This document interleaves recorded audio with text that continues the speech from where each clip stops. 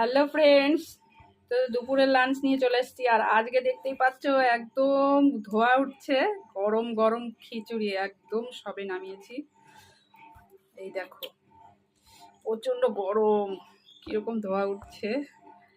আর এই যে আছে, সাথে আছে ডিমের অমলেট, আর এখানে দুটো পটল ভাজা নিয়েছি, আর এই যে হচ্ছে আমার গাছের লেবু।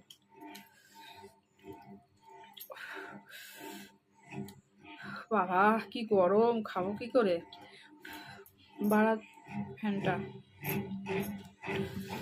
ওরে বাবা প্রচন্ড গরম।